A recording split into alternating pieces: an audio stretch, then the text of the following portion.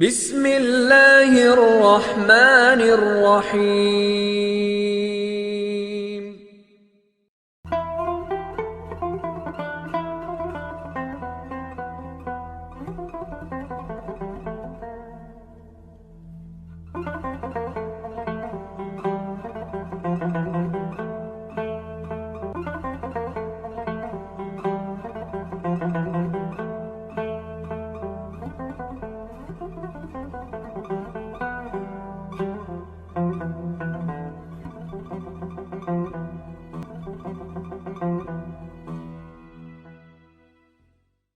اعوذ باللہ من الشیطان اللعین الرجیم،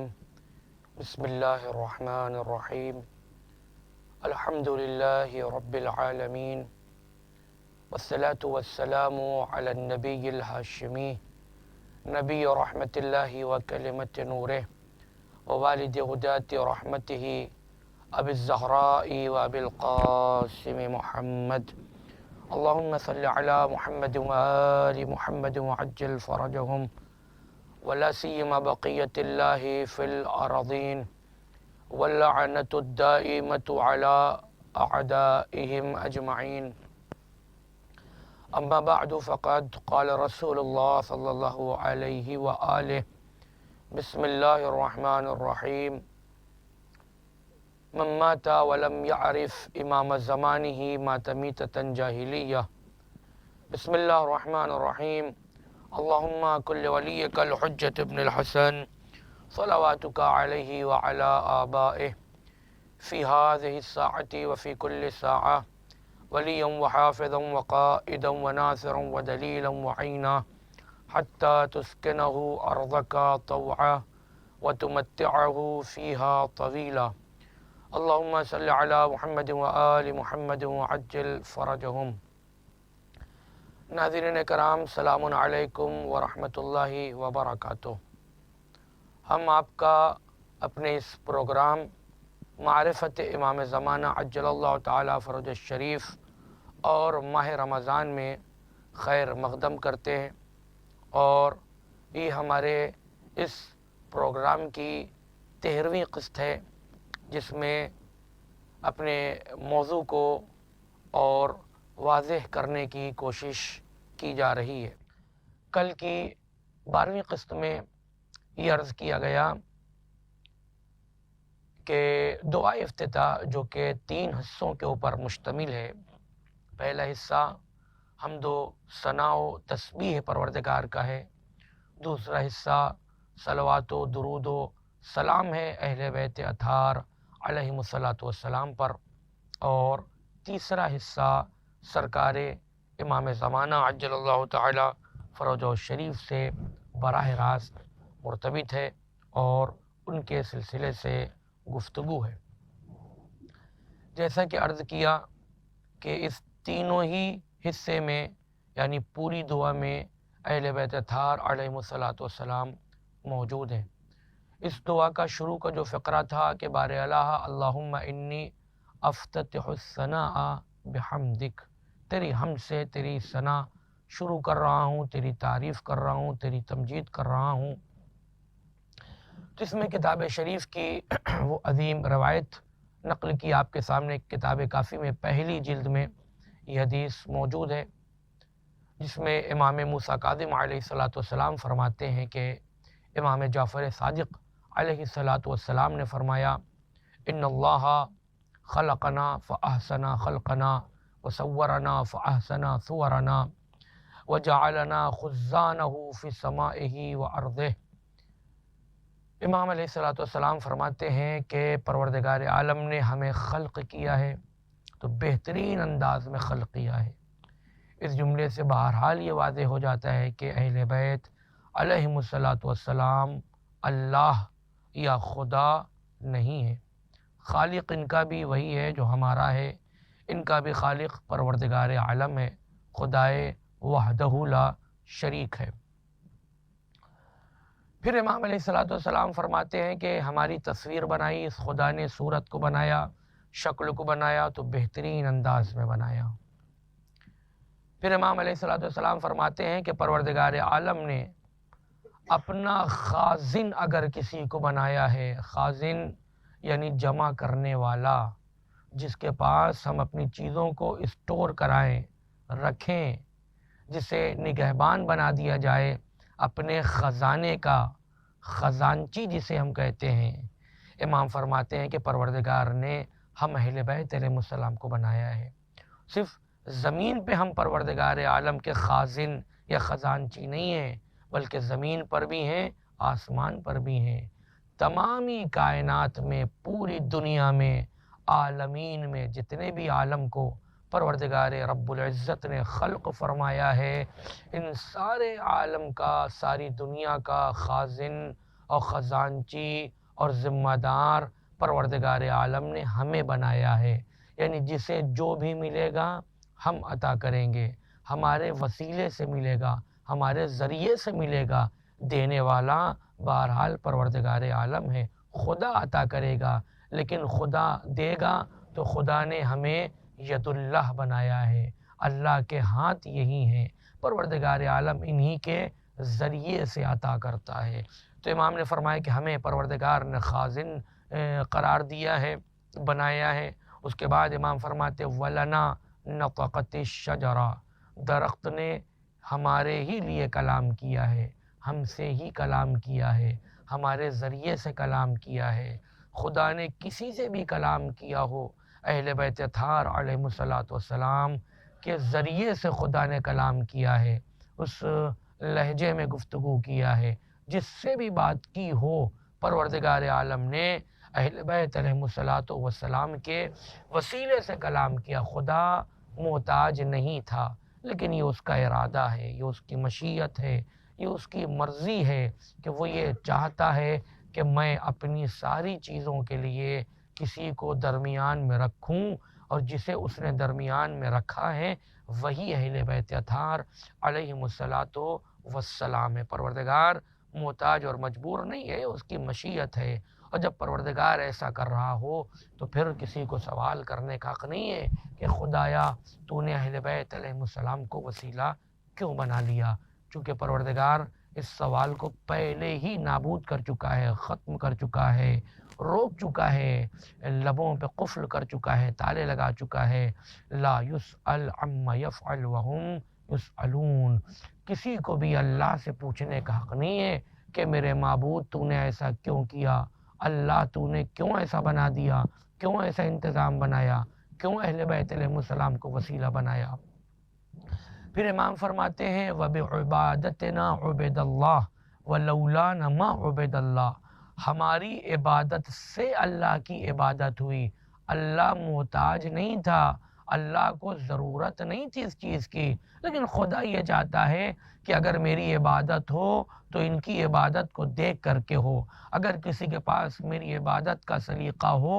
تو انہیں دیکھ کر کے ہو، ان سے سمجھ کر کے ہو، ان سے سیکھ کر کے ہو، اپنی جانب سے نہ ہو، اپنی رائے سے نہ ہو، اپنے بنائے ہوئے قوانین سے نہ ہو، بلکہ اہل بیت اطہار علیہ السلام کے ذریعے سے۔ تو اہل بیت علیہ السلام نے دوسرے سلسلے کو بھی بالکل ختم کر دیا۔ فرماتے لولانا ما عبد اللہ، اگر ہم نہ ہوں تو اللہ کی عبادت کا تصور نہیں ہے، خدا کی عبادت ہو ہی نہیں سکتی ہے۔ پھر وہی بات ہے کہ اللہ محتاج نہیں ہے، اللہ مجبور نہیں ہے، لیکن اللہ نے اپنی عبادت کو جو پہچنوایا ہے وہ فقط 14 سے پہچنوایا ہے۔ یعنی اگر 14 کو کنارے کر دیا جائے تو کسی کے پاس سلیقہ عبادت کا نہیں ہے، کسی کے پاس تسبیح کا شعور نہیں ہے۔ اس دعائے افتتاح کے ابتدائی جملے میں دعا پڑھنے والا کیا کہہ رہا ہے کہ بار الہ میں تیری حمد و ثنا کر رہا ہوں، میں تیری تسبیح کر رہا ہوں، اور تسبیح کیسے ہوگی؟ کہ اہل بیت علیہ السلام کے ذریعے سے۔ کتاب بحار الانوار میں اور دیگر بہت سی کتابوں میں معتبر روایات موجود ہیں جس میں اہل بیت علیہ السلام نے فرمایا سبحنا فسبحت الملائکۃ بتسبیحنا، ہم نے جب تسبیح کی پروردگار عالم کی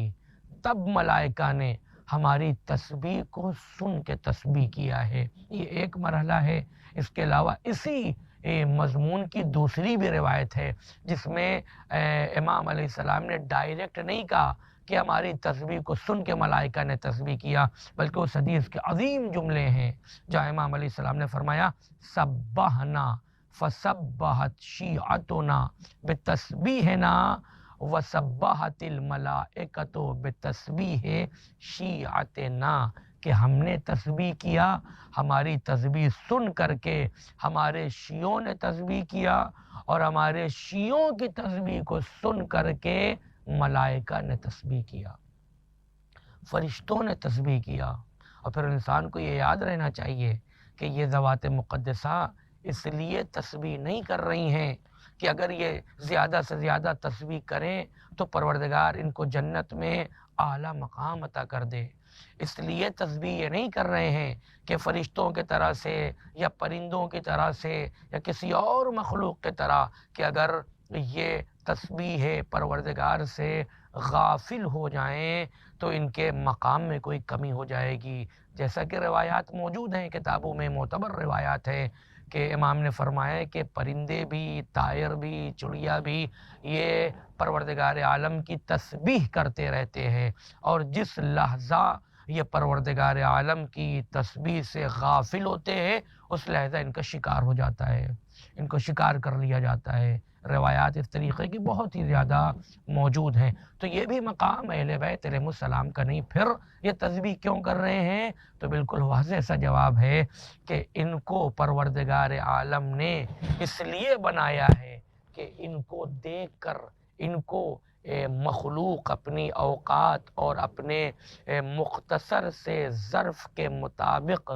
سمجھ کر کے اللہ کو پہچانے۔ تو اگر یہ تسبیح نہ کریں تو انسان کیا ہے، دوسری مخلوقات کیا ہیں جنہیں ہم کسی حد تک معصوم سمجھتے ہیں، وہ فرشتے بھی اگر اہل بیت علیہ السلام تسبیح نہ کریں تو فرشتے بھی اہل بیت علیہ السلام کو خدا سمجھ بیٹھے ہیں، اور فرشتے تقریباً اس سلسلے میں چل رہے تھے، جیسا کہ بعض حدیثوں میں موجود ہے کہ اہل بیت علیہ السلام نے کہا کہ ہم نے فوراً پروردگار عالم کی تسبیح کی، تحلیل کی، تمجید کی، تاکہ فرشتوں کو یہ پتہ چل جائے کہ ہم خدا نہیں ہیں، ہم خدا کے مخلوق ہیں، ہم خدا کے اسما ہیں، ہم اللہ نہیں ہیں بلکہ ہم وہ ہیں کہ جن کے بنا اللہ پہچانا نہیں جا سکتا، یعنی اگر ان کو درمیان سے ہٹا دیا جائے تو کہیں خدا نظر نہیں آ سکتا۔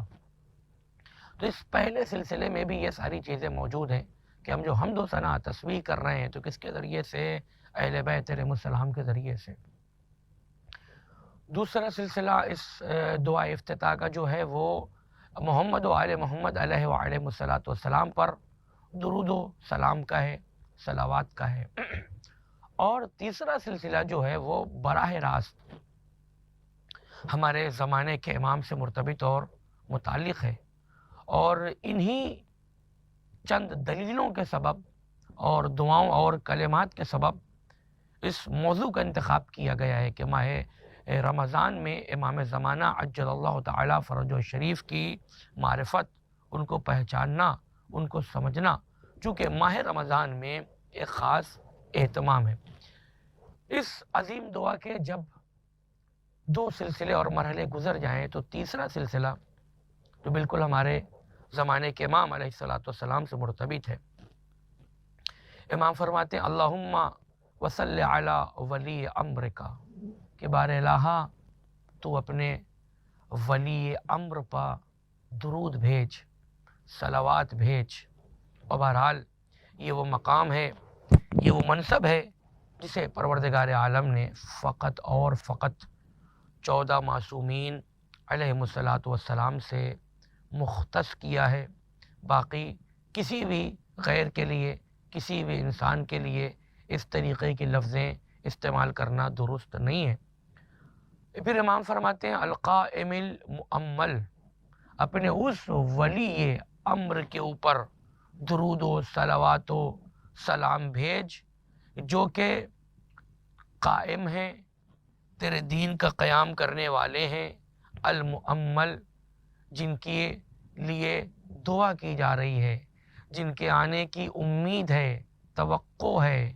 جن سے لوگ اپنی آس لگائے بیٹھے ہیں، ان کے اوپر درود و سلام بھیج۔ والعدل المنتظر، اور بار الہ امام نے دیکھیے اسی سبب سے بھی یہ کہا، اور یہ اس کی دلیل بھی ہے جو ہم نے 12ویں قسط میں بیان کیا کہ ترجمے کے لیے فقط معنی کا آنا یا کسی زبان کا آنا کافی نہیں ہے، اس کی ثقافت سے، اس علم کے نشیب و فراز سے بھی آگاہ ہونا ضروری ہے۔ یہاں پر لوگوں نے الگ الگ ترجمے کیے ہیں، اور آپ اس ترجمے کو بھی دیکھیے گا انشاءاللہ، اور اس ترجمے کو بھی سنیے جو اہل بیت اطہار علیہ السلام کی روایات کی روشنی میں کیا جا رہا ہے۔ والعدل المنتظر، یعنی بار الہ جس کا ہم انتظار کر رہے ہیں، اس عادل کا جس کا ہم انتظار کر رہے ہیں، اس کے اوپر درود و سلام بھیج۔ یہاں سے بعض لوگ ترجمہ کرتے ہیں عدل قائم کرنے والا، انصاف کرنے والا، جس کے ذریعے سے عدل بھر جائے یا بہت زیادہ ہو تو کیا ہو کہ عادل ہے۔ حالانکہ امام نے یہ لفظ نہیں استعمال کیا العادل المنتظر، امام کہہ رہے ہیں العدل المنتظر۔ عادل نہیں ہے امام علیہ السلام فقط، بلکہ معدن عدل و عدالت ہے۔ یہ عدالت کی، عدل کی کان ہے، یہ معدن ہے جہاں سے عدل نکلتا ہے۔ یعنی اس کا مطلب یہ کہ ان کا کوئی فیصلہ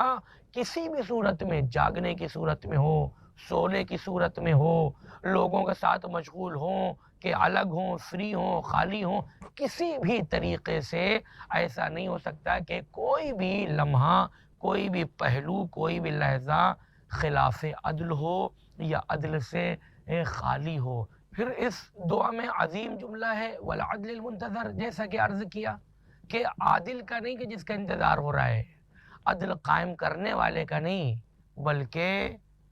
جو خود عدل ہے، مجسمہ عدل ہے، اس عدل کا ہم انتظار کر رہے ہیں، معدن عدل ہے۔ یعنی اس کے بعد آپ سمجھے کہ اگر انسان ظاہراً انصاف کر رہا ہو تو شریعت کی نظر میں اگر اس کے پاس اہل بیت اطہار علیہ السلام کی ولایت نہ ہو، محبت نہ ہو، معرفت نہ ہو، پہچانتا نہ ہو، اور بلکہ اگر منکر بھی ہو امام علیہ السلام کا، تو اس کو ہم عادل نہیں کہہ سکتے۔ عادل تو اسی وقت صفت عدل شریعت کی نظر میں، اصطلاح کی نظر میں اسے ملے گی اور اس صفت سے متصف ہوگا، کب؟ جب وہ اپنے زمانے کے امام کو پہچانتا ہو، اہل بیت اطہار علیہ السلام کو پہچانتا ہو۔ تو بار الہ درود و صلوات و سلام ہو تیرا ولی امر کے اوپر، اور جیسا کہ عرض کیا کہ یہ پورا سلسلہ جو ہے دوسرے سے تیسرے سلسلے تک یہ محمد و آل محمد علیہ السلام پر درود و صلوات و سلام کا ہے۔ یعنی اب کوئی انسان یہ نہیں کہہ سکتا ہے کہ درود فقط رسول اللہ صلی اللہ علیہ وآلہ کے نام کے اوپر ہے، باقی کسی کے لیے ہمیں درود نہیں پڑھنی، کسی کے لیے سلام ہمیں نہیں کہنا۔ مثلا اگر اس طریقے کی کوئی بھی گفتگو کرتا ہے، یا اگر کوئی گفتگو نہ بھی کرے، تو بہرحال یہ سوال پیدا ہو سکتا ہے، کوئی یہ سوچے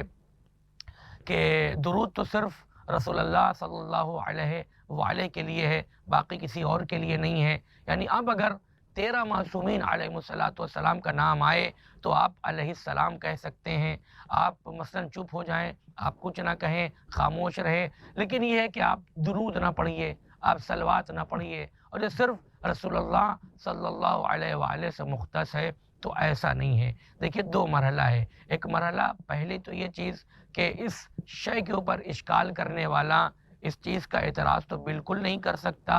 کہ درود اہل بیت اطہار علیہ السلام پر نہیں ہے، چونکہ دوسری جو سوال یہاں پر کھڑا کیا گیا یا قائم کیا گیا وہ یہ ہے کہ اہل بیت اطہار علیہ السلام پر نہیں بلکہ ان کے نام پر۔ یہ دونوں الگ الگ چیزیں ہو گئی، چونکہ اگر ہم یہ کہیں کہ خود اہل بیت علیہ السلام پہ نہیں ہے تو ہماری صلوات دمکٹی صلوات ہے، ہماری صلوات بترا ہے، اور پھر یہ صلوات رحمت نہیں ہے، بلکہ ہماری یہ صلوات کفر ہے، ہماری یہ صلوات شرک ہے، ہماری یہ صلوات خلاف توحید ہے، ہماری یہ صلوات خلاف رسالت ہے۔ چونکہ ابھی اسی دعائے افتتاح میں ہم نے پڑھا اور دوسرے مرحلے میں کہ بار لہاں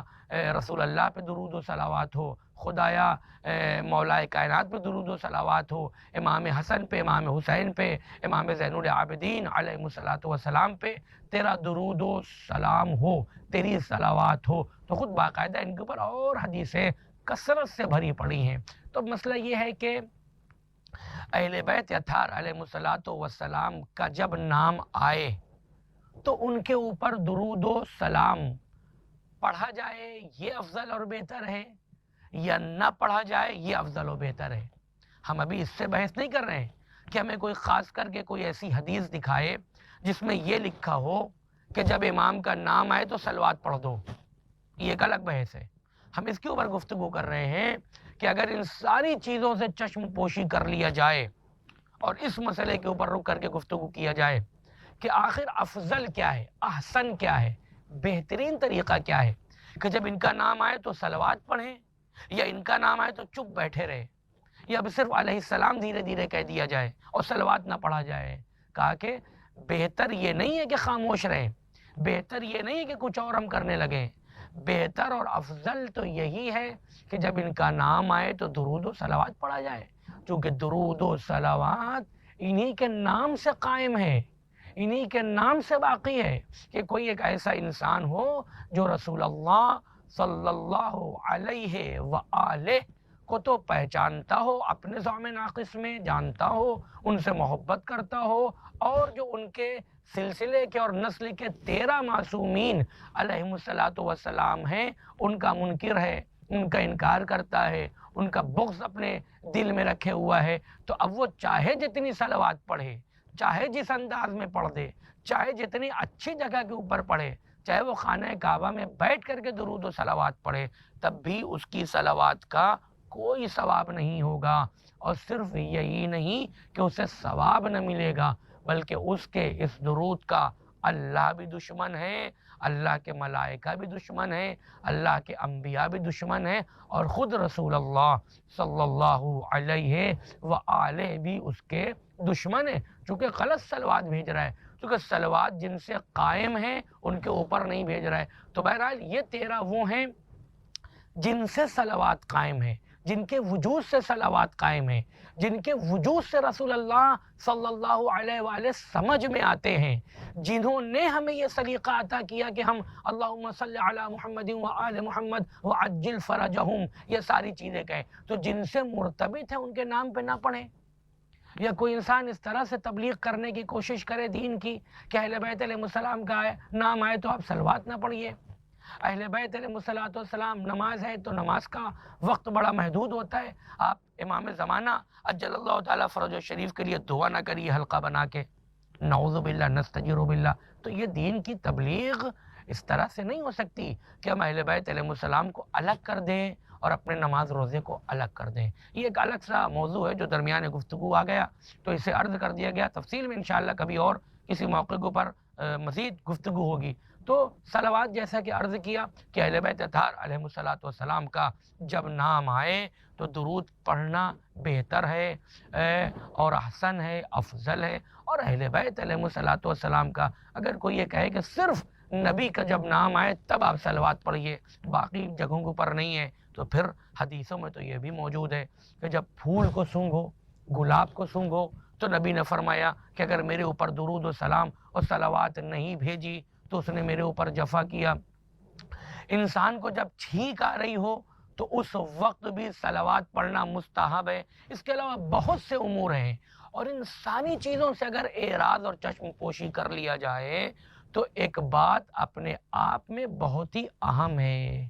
کہ صلوات کا جو استحباب ہے،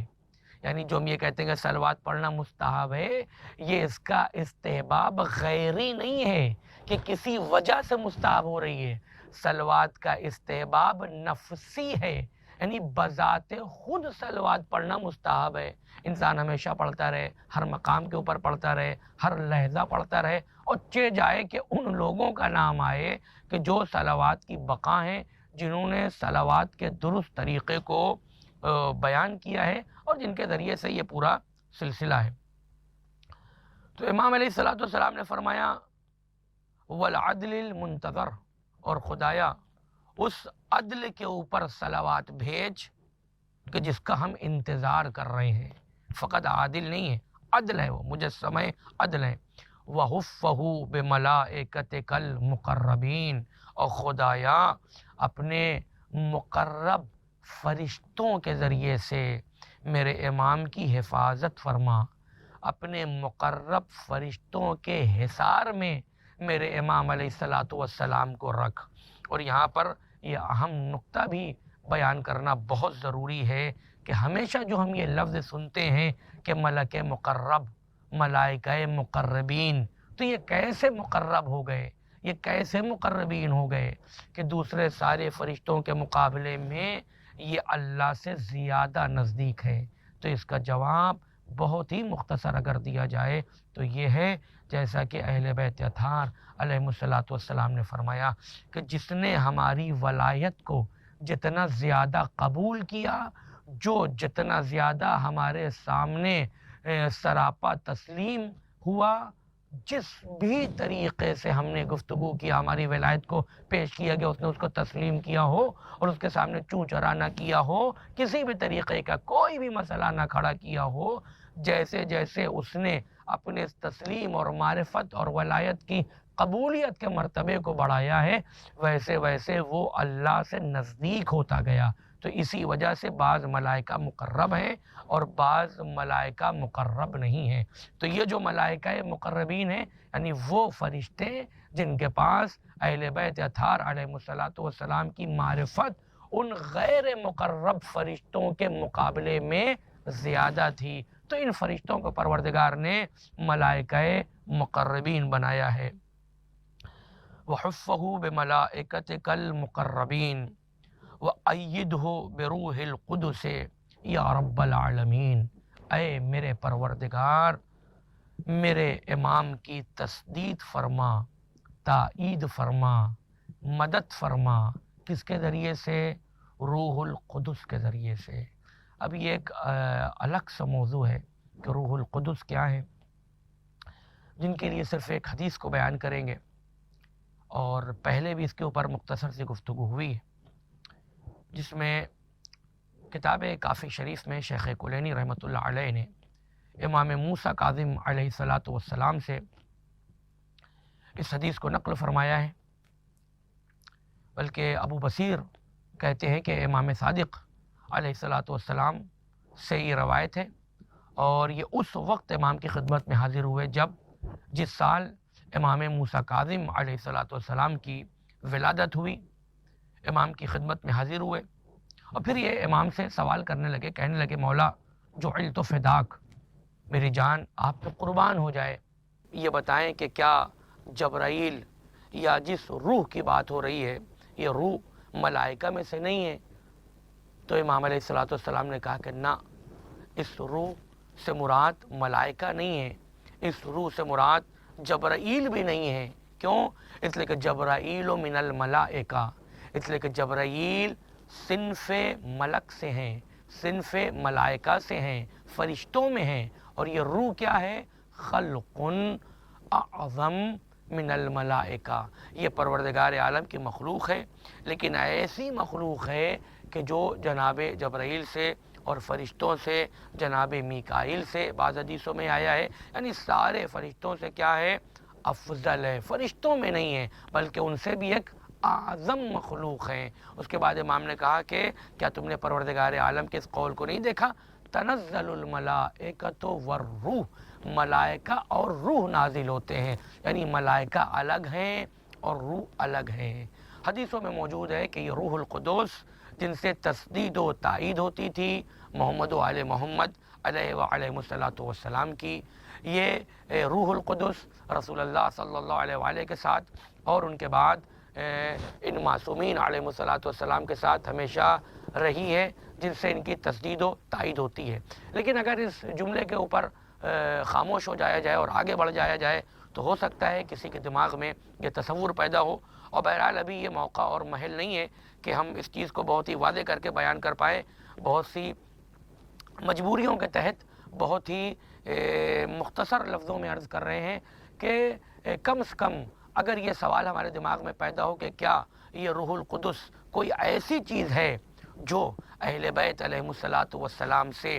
افضل ہے، ایسا لگ رہا ہے کہ اہل بیت علیہ الصلاۃ والسلام کی تائید روح القدس کے ذریعے سے ہو رہی ہے، ان کی تصدیق روح القدس کے ذریعے سے ہو رہی ہے، ان کے پاس علم روح القدس کے ذریعے سے آ رہا ہو، تو ہو سکتا ہے کوئی یہ سوچ لے، ہو سکتا ہے کہ کوئی یہ نظریہ قائم کر دے کہ روح القدس اہل بیت علیہ الصلاۃ والسلام سے افضل اور برتر ہیں۔ تو جس کے جواب میں بہت ہی آسان سی چیز عرض کریں گے جو آپ تمامی حضرات کے ذہنوں میں موجود ہے، اور جو مشیت کا قانون ہے، وَلَن تَجِدْ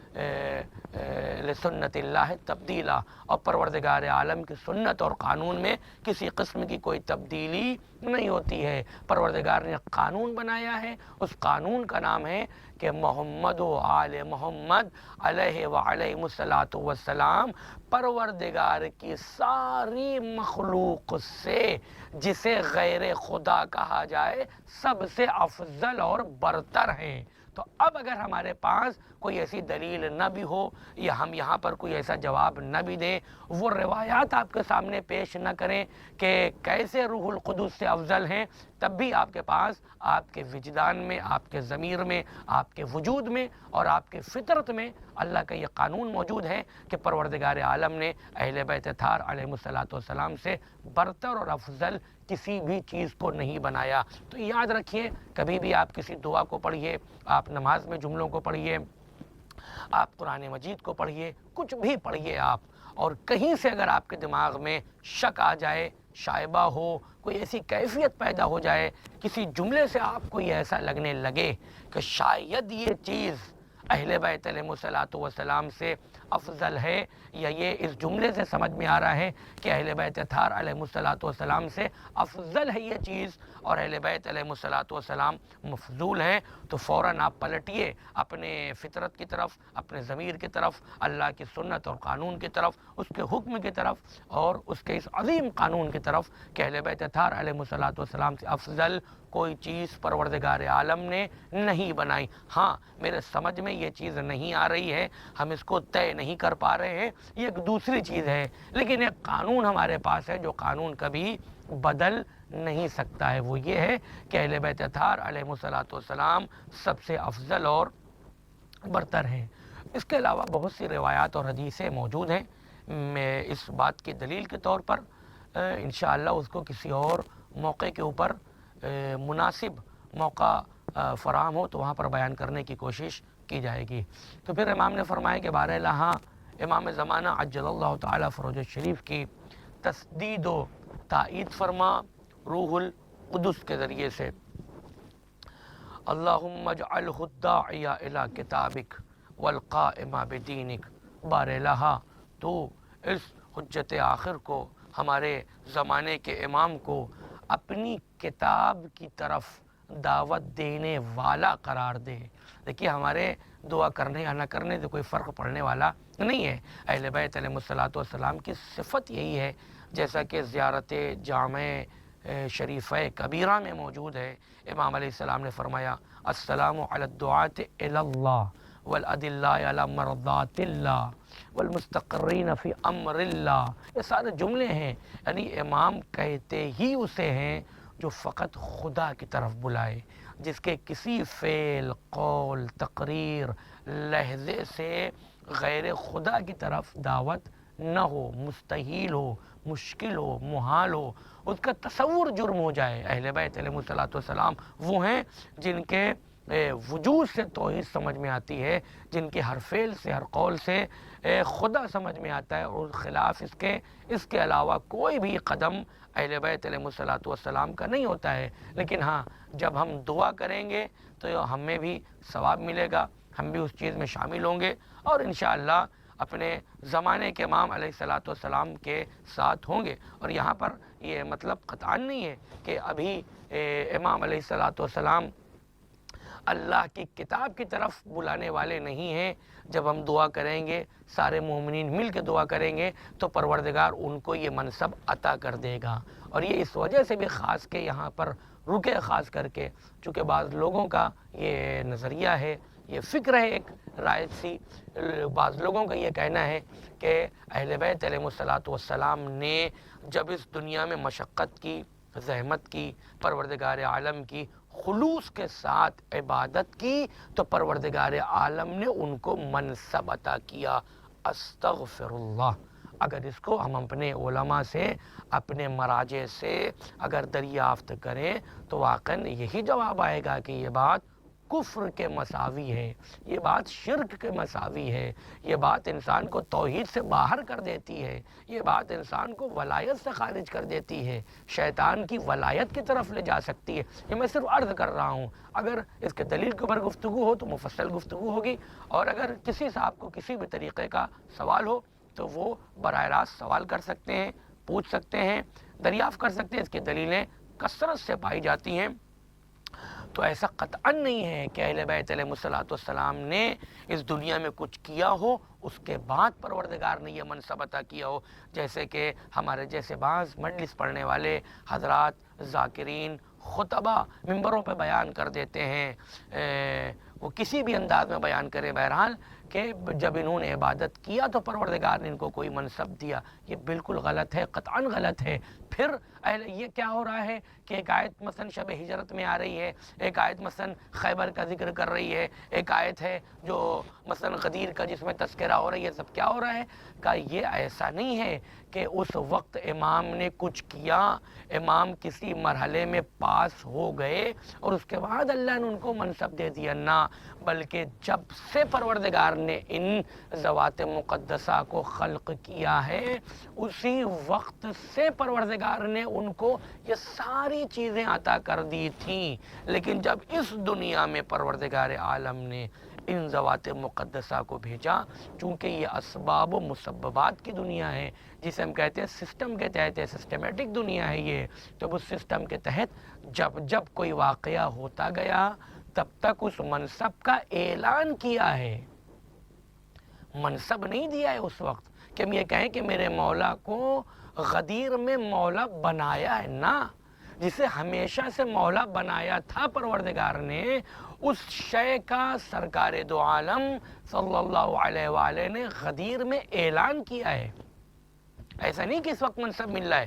تو اس وجہ سے بھی اس مسئلے کو سمجھنا بہت ضروری ہے، انشاءاللہ کہ مسئلہ واضح ہو گیا ہوگا اور زیادہ اس کے اوپر گفتگو نہ کی جائے تاکہ اصل چیز مکمل ہو جائے۔ اللہم اجعلہ الداعی الی کتابک والقائم بدینک، اور اپنے دین کے لیے قیام کرنے والا بنا دے، اپنے دین سے قیام کرنے والا بنا دے، جو تیرے دین کو محفوظ کر سکے، تیرے دین کو عام کر سکے۔ استخلفہ فی الارض کما استخلفت الذین من قبلہ، ان کو اس طریقے سے زمین پہ اپنا خلیفہ بنا دے جس طریقے سے ان سے پہلے والوں کو تو نے اپنا خلیفہ بنایا ہے، جس طریقے سے ان سے پہلے تو نے 13 معصومین علیہ الصلوۃ والسلام کو اپنا خلیفہ اور امام بنایا ہے، اس طریقے سے انہیں بھی اپنا امام بنا دے، انہیں بھی اپنا خلیفہ مقرر کر دے۔ دیکھیے ایک لفظ یہاں کے اوپر آ گیا اور اس کی بھی تفصیل بیان کرنا یا اس کی وضاحت کرنا بہت ہی زیادہ اہمیت کا حامل ہے۔ وہ دیکھیے دو چیزیں، ایک چیز بیان کی جاتی ہے کہ 14 معصومین علیہ الصلوۃ والسلام، اور امام کتنے ہیں؟ 12۔ تو جب بھی یہ سوال کیا جائے کہ امام کتنے ہیں، اس کا جواب یہ ہے کہ 12، یعنی جسے رسمی طور سے امام بنایا گیا ہے، یعنی رسول اللہ، امام یعنی رسول اللہ صلی اللہ علیہ وآلہ کے جانشین۔ تو جب سوال کریں گے جانشین کی صورت میں امام کتنے ہیں، جب کہیں گے 12، لیکن حقیقت میں جو اللہ نے امام بنائے ہیں، جسے ہم کہہ سکتے ہیں امام مطلق، وہ امام 12 نہیں ہے، وہ امام 14 ہیں، 14 امام ہیں۔ لیکن جب جانشین کی بات ہو، رسول اللہ صلی اللہ علیہ وآلہ کے خلفاء کی بات ہو، اور تب ہم اس زاویے سے اگر سوال کریں تو امام کتنے؟ امام 12 ہیں۔ لیکن جن کے پاس امامت مطلقہ کا منصب ہے پروردگار عالم کی جانب سے، وہ 14 ہیں، یعنی رسول اللہ صلی اللہ علیہ وآلہ کے پاس بھی منصب امامت ہے۔ جناب فاطمۃ الزہرا سلام اللہ علیہ کے پاس بھی منصب امامت ہے، مولا کائنات علیہ الصلوۃ والسلام امام ہے، اور سرکار فرما رہے حدیثیں ہیں کہ جناب زہرا سلام اللہ علیہ مولا کائنات علیہ الصلوۃ والسلام کا کف ہیں۔ تو کف کیسے ہو سکتی ہے؟ ایک غیر امام کا کف کیسے ہو سکتا ہے؟ تو لیکن یہ تو ایک جسے کہا جائے کہ ظاہری دلیل ہے، اس کے علاوہ دلیلیں ہمارے پاس کتابوں میں جا بجا بھری پڑی ہوئی ہیں، کثرت سے ہیں، کثیر تعداد میں روایات اور احادیث ہیں ہمارے پاس کہ ان 14 کے پاس منصب امامت ہے، لیکن پروردگار نے جسے کہا جائے کہ ایز امام یعنی رسول اللہ صلی اللہ علیہ وآلہ کے 12 نقبہ جانشین اور خلفاء، جب ہم اس زاویے سے سوال کریں گے تو امام کتنے؟ امام فقط 12 ہیں، لیکن منصب امامت ان 14 کے پاس ہے۔ اور اگر ہم نستجیر باللہ یہ کہتے ہیں کہ رسول اللہ صلی اللہ علیہ وآلہ کے پاس یا جناب فاطمۃ الزہرا سلام اللہ علیہ کے پاس منصب امامت نہیں ہے، جیسا کہ بعض لوگوں نے لکھ دیا یا کہہ دیا یا بیان کر دیا، اس کی کوئی ذمہ داری نہیں ہے، تو ایسی صورت میں انسان کا پورا عقیدہ برباد ہو جائے گا، چونکہ اس کی بنا خراب ہو جائے گی۔ جب ہماری اصل خراب ہو جائے گی، جب جڑ فاسد ہو جائے گی، جب ہمارے اصول خطرے میں ہوں گے، تو ہمارے فروع کی کوئی بھی گارنٹی نہیں لے سکتا۔ تو ہمارے امام 12 ہیں اور منصب امامت 14 کے پاس ہے، جناب فاطمۃ الزہرا سلام اللہ علیہ کے پاس بھی اور رسول اللہ صلی اللہ علیہ وآلہ کے پاس بھی۔ فرماتے ہیں مکن لہو دینہ الذی ارتضیتہ لہ بار لہا، اس دین کے اوپر قابض فرما، اس دین کی تبلیغ کا جسے کہا جائے کہ شرف عطا فرما، اس دین کو ان کے لیے آسان کر دے جو دین تیرے نزدیک مرتضی ہے، جو تیری جسے رضا شامل ہے، جو تیری رضا میں ہے، جس سے تو راضی ہے، اس دین کو۔ اور کس دین سے پروردگار راضی ہے؟ اسی دین سے راضی ہے جو غدیر میں بنا نہیں ہے بلکہ غدیر میں واضح ہوا ہے،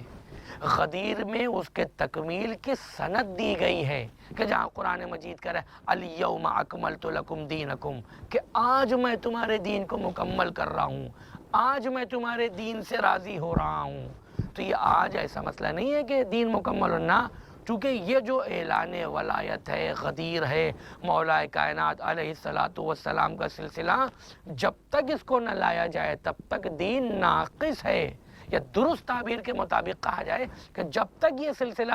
12 کا اور 14 کا نہ آئے تب تک دین ہے ہی نہیں۔ دعا میں ہم نے صاف پڑھا، امام صادق علیہ السلام نے جناب زرارہ سے کہا کہ زمانے غیبت میں اگر تم رہنا اور درک کرنا اس زمانے کو، اس دعا کو پڑھنا جس دعا کے آخر میں اللہم عرفنی حجتک،